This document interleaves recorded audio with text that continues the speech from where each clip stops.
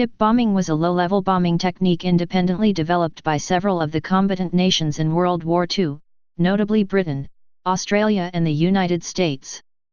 After Pearl Harbor, December 1941, it was used prominently against Imperial Japanese Navy warships and transports by Major William Benn of the 63rd Squadron, 43rd Bomb Group, Heavy, 5th Air Force, United States Army Air Forces in the Southwest Pacific Area Theater during World War II.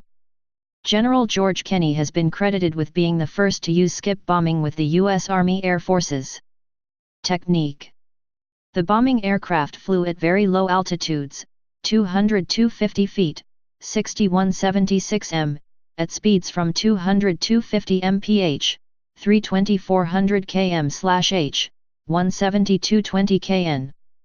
They would release a stick of 2 to 4 bombs, usually 500 pounds, 230 kilograms, or 1,000 pounds, 450 kilograms, bombs preferably equipped with 4 to 5 second time delay fuses. The bombs would skip over the surface of the water in a manner similar to stone skipping and either bounce into the side of the ship and detonate, submerge and explode next to the ship, or bounce over the target and miss.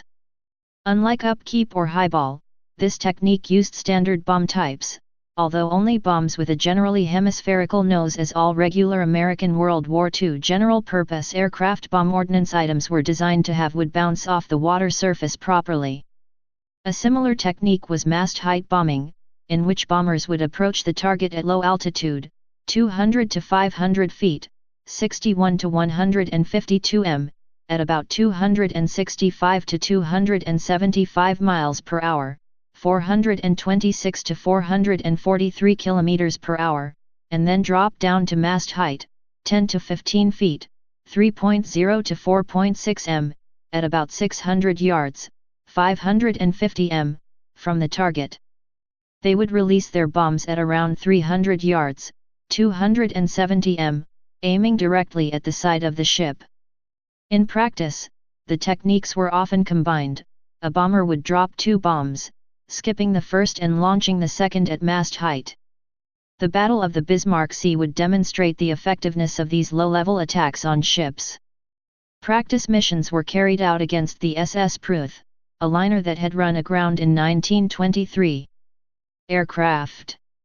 Various aircraft types were used for skip bombing attacks, including B-17 Flying Fortress heavy bombers, B-25 Mitchell medium bombers, and A-20 Havoc attack bombers. These were supported by heavily armed Royal Australian Air Force Bristol Beaufighters, which would suppress Japanese anti-aircraft fire with their machine guns and cannon. The Soviets used Lend-Leased A-20 Havocs and P-40 Tomahawks as well as IL-2 Sturmovaks, also used for air defense suppression. Skip bombers were often used by aviation of the Soviet Northern Fleet in combination with torpedo bombers, usually the same A-20 aircraft. Skip bomber and torpedo bomber operated in pairs. Skip bombers were called top-machtoviks, in Russian, because they were flying at the level of ship mast tops. Advantages and disadvantages. Skip bombing carried several advantages. Unguided, unpowered bombs are vastly cheaper than torpedoes of equivalent explosive power.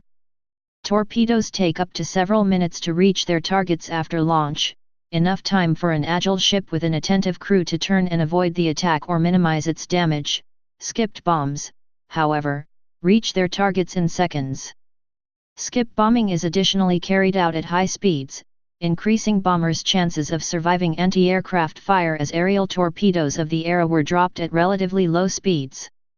The main drawback of skip bombing was that it took a great deal of skill to perfect. Sometimes the bombs would detonate too soon, or in some cases, sink too deep before its delay-fused explosion. History. The first use of low-altitude bombing in World War II properly belongs to the British. On September 4, 1939, 15 British Bristol Blenheim bombers assaulted a group of German vessels near Wilhelmshaven, Germany. From an altitude of 100 feet, the aircraft crews dropped their bombs straight onto the decks of the ships, not skipped them up to or into the hulls. These first efforts failed to sink the ships because the bombs had insufficient time to arm before impact. They did, however, demonstrate the precision of a low-altitude attack. The British continued to use low-altitude techniques and eventually began to incorporate skip bombing into their tactics. Although historically, American skip bombing started with the pre-war attack doctrine espoused by General George Kenney, practically, it began on August 26, 1941, when General Henry Hap Arnold, Chief of the Army Air Forces, U.S., heard details of a British skip bombing attack at an Allied conference in England. Upon his return from England, General Arnold charged developmental teams at Eglin Army Airfield, Florida with the task of creating an American version of skip bombing. Major William Benn, General Kenney's aide, had witnessed some of the testing at Eglin during the summer of 1942. In July of that year, Kenney and Benn conducted their own ad hoc experiment in Nadi, Fiji on Kenney's way to take command of the 5th Army Air Force based in Australia. In late September 1942, Major Benn, then commanding the 6th 3DBS, was using a wrecked ship, SS Pruth, sitting on a reef outside Port Moresby Harbour for skip bombing training. By the time the Eglin airfield test results were released in December 1942, Benn and the 6th 3DBS, 4th 3DBG, 5th Army Air Force had already put low-altitude and skip bombing into practice. The first time skip bombing was used in action by U.S. pilots was against Japanese warships at Rabaul on New Britain on October 2, 1942, where B-25 bombers attacked and destroyed the enemy vessels.